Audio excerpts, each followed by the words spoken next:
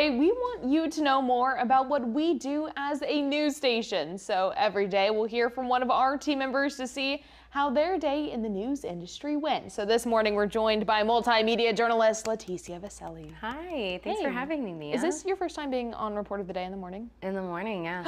Yes, it is. Wow. We're not doing like push-ups or planks. No. We don't have to. No. That's a Barry thing. That is a Barry thing, and that it's very, very Barry of him. Yes, it is. So instead, tell me a little bit. So I got to see just a little sneak peek of your swimming days when we did duck races. Tell us a little bit about your history with that. Sure. I started swimming when I was 2, and ever since then I just never left it. And then when I was about 8, I had a coach who told my parents to never take me out of swimming. And so at 11 I started seriously competing in Brazil, and like ever since then it just took off, and I loved the sport ever since, and it kind of just was the only for sure thing in my life. And I used it to come to college here, and I went to a Division II school, and I swam all 5 years, coached my 6th year there, and now I just swim at Gulf Coast State College. That's awesome. Okay, tell me a little bit about that, because I'm not a big swimmer, so I'm not super familiar with some of the resources and maybe like local swimming communities here. There's not many. Really? There's not many. It is very sad. I didn't find out. I moved here at the end of July, right? I didn't find out until the pool at Gulf Coast until about, I don't know, maybe like November or December. And there's really only 3 pools here. Okay. And one is Frank Brown, which is all the way over on Back Beach. Yeah. Then there's Gulf Coast State College, but very few people know that that pool exists because it's like in a hidden away building. It's not advertised at all. Yeah. It's a small pool, but it's nice. And then there's the one at Mosley. And so all high school teams and like people who just want to keep swimming, they go to these 3, except Mosley, you can't really go unless you're part of the high school team. Right. Or they do have a master's team, which took me a while to figure out. But a master's swim team just means when you don't want to go pro and you don't want to go to college swimming. So as soon as you're like 18 years old or 17, you can join a master's team and you'll still compete and be able to go to meets with a team. You just don't want to do it for college or professionally. Okay. But it's like a whole separate like organization. Yeah, and I would think that there'd be maybe more resources for swimming, just especially because we've got the Gulf here, and even wanting maybe even some more resources for lifeguards and being able to practice that. What kind of... I was so surprised that very few, like there's a lot of people who never learned how to swim and don't know how to swim. And our beach rescue director, Daryl Paul, he told me that most people don't know how to swim and they don't pass the swim test to be a lifeguard. Wow. So that's why he goes through those shortages, because he just can't find lifeguards who know how to swim. Wow. Which is crazy. And it's just the swim lessons here are just not great, is what I heard. There's some at Gulf Coast, but the timing of them is like 9 a.m. Yeah. Like, and if you're working full time or like you're going to school, you don't have time to do that. Yeah. Because I remember even growing up in Arizona, growing up there, it is pivotal to learn to swim pretty early on, just because almost everyone has pools, and God forbid a gate is left open, a kid gets in the backyard. And there's lakes and all that. Yeah, and we've got lakes. That was a big thing of everyone would go out on boats.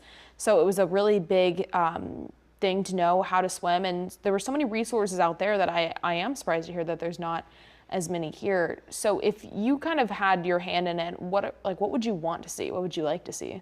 I did talk to a commissioner last week about this. Yes, well, a councilman actually from PCB, because he's also a swimmer, and I was telling him about the lack of resources, and I mentioned a YMCA opening up here just because their program and their whole system of lessons is really, really great. Yeah. So something like that, but just like an aquatic center that's great, maybe closed just because here when it gets colder, Frank Brown closes.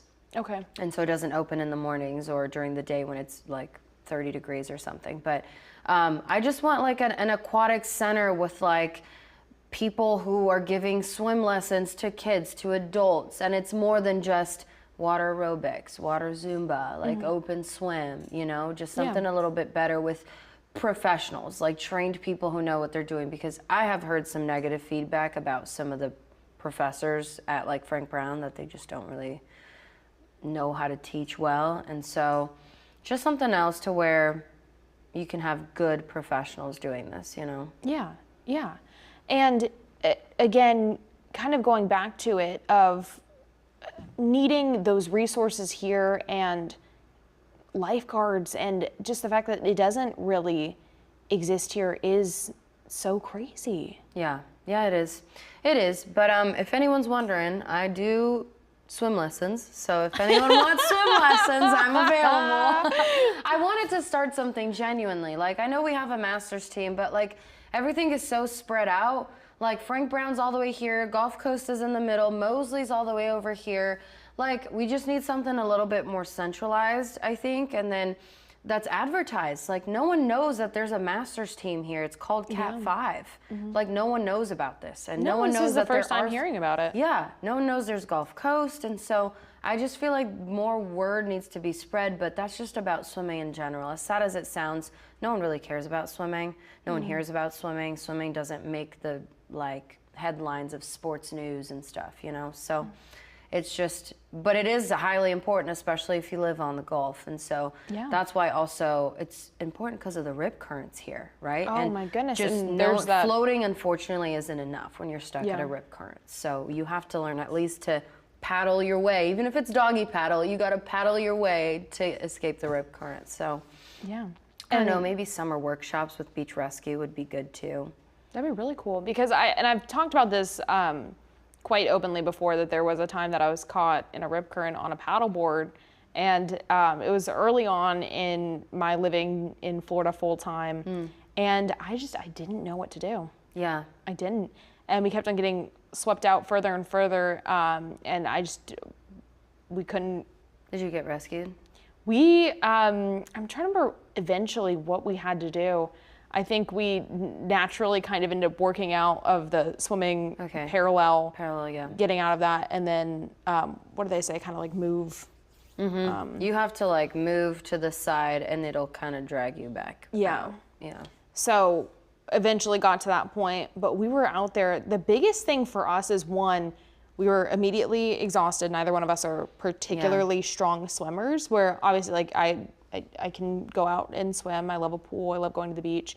But strong swimmer in that kind of situation, absolutely not. And so immediately exhausted. And two, not being able to get back. The biggest thing was we got so sunburned. We got extremely sunburned. Just from being out there, Yeah. You do burn faster when you're in the water. FYI. Yeah. Good to know. Yeah, you do. Good to know if you need some sun, but bad in this situation. But another point that you brought up that I wanted to circle back around to, because I didn't ever consciously realize this, is that we don't have a YMCA here. I think didn't there used to be one before Michael? That's what I was gonna say, is I feel like I think there was. In my time now being here at the station, I've learned so much about different resources or organizations that were here and did exist and left after Michael, and just haven't recovered, haven't returned, and like there's still that need. There's still like a hole in the community where those things are needed. Yeah, and not just needed, but I feel like too, why wouldn't you want to come back? Do you not see the growth that's been happening? Like Panama City Beach is growing so much, and so many things are happening, and like we're hosting Ironman twice a year. Like that's a world-renowned event, right? And so I just feel like, I don't know if this is like a commissioner thing, or there just needs to be a bigger push for these national people and companies to come back here. And I think there is some of it. I know the Bay County Chamber of Commerce does a good job of that. I know Bay EDA does a good job of that, bringing a bunch of national companies over here. So I think they're definitely working towards it, but there is still a massive need. I agree. Well, thank you so much, Leticia, for joining me this morning for Reporter of the Day. Coming up, we head to Hollywood for this week's Movie Music Monday.